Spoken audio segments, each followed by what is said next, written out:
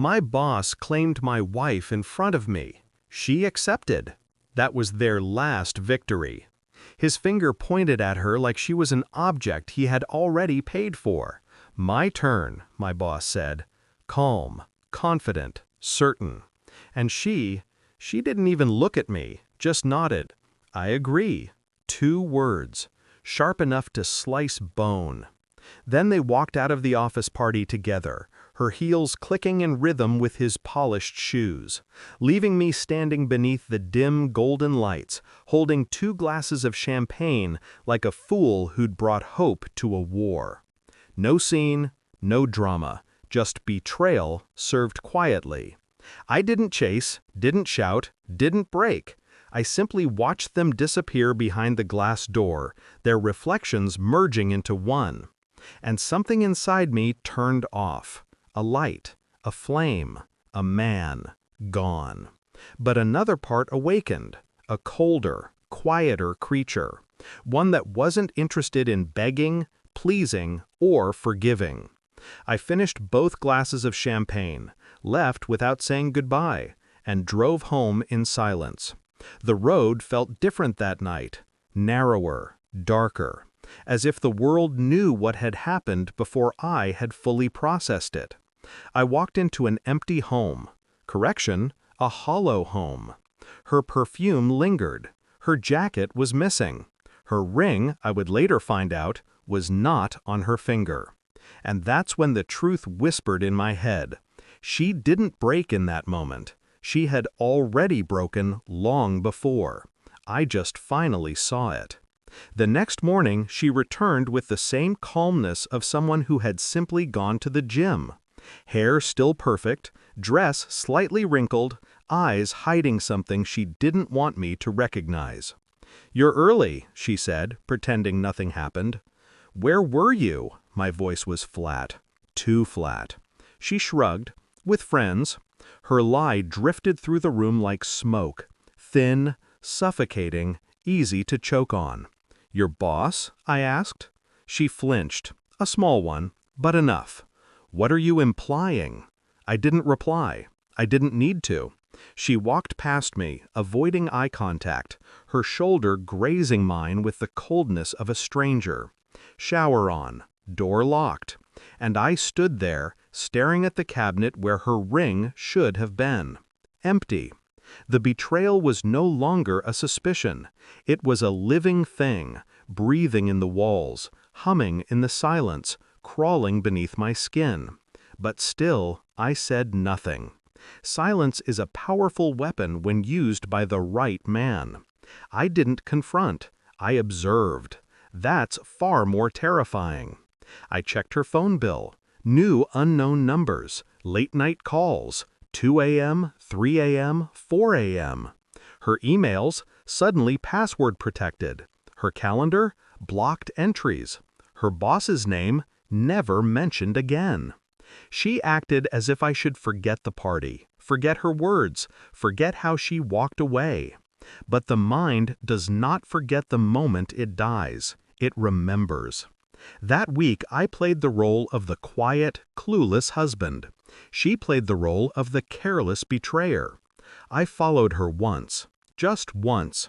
She didn't go to yoga, she didn't go shopping, she didn't meet a friend. She met him. Same hotel, same routine. No hesitation. She laughed in ways she had stopped laughing with me months ago. But I still didn't confront. I collected, recorded, prepared. Revenge is not loud. Revenge is methodical.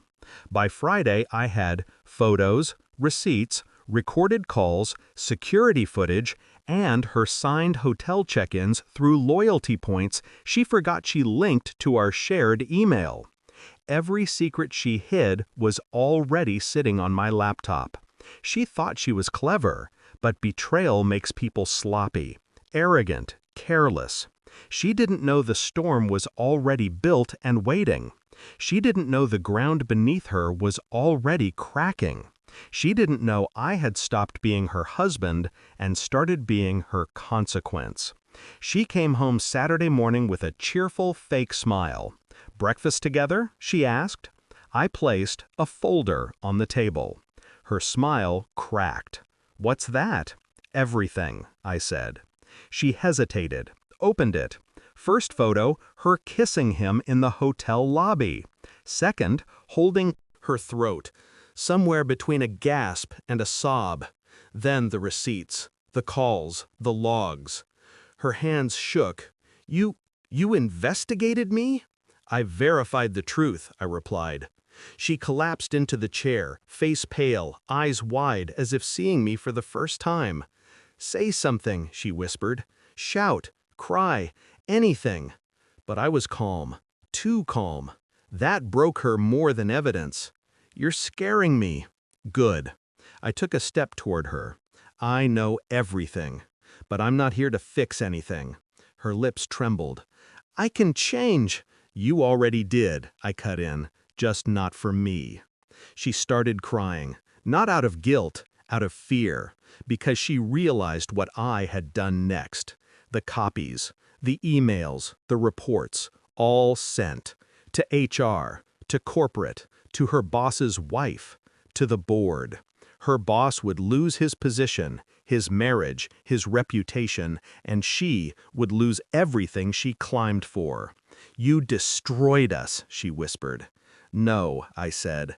"I ended the illusion." She fell to the floor, begging now. "Don't leave! Don't do this! I made a mistake!" "You made a choice." I walked past her, and so did I. I didn't pack much, just enough for a new life. As I opened the door, she screamed my name. I didn't look back. You never look back at a fire you already set ablaze. The world outside felt colder, but cleaner. I drove without destination, just forward. No memories, no attachments, no wounds left to reopen. People think heartbreak makes you weaker, but once you survive the deepest cut, you learn something powerful. Nothing can hurt you again. Not like that. Not ever. I watched the sunrise from the highway as my phone buzzed, call after call, message after message. I didn't read them. I had already buried that chapter. Some betrayals break you, others sharpen you. Mine forged me into someone unrecognizable, someone she could never fool again. My last thought as the sun climbed the sky, they had their victory that night, but I had the last one. And it was quiet, cold, final.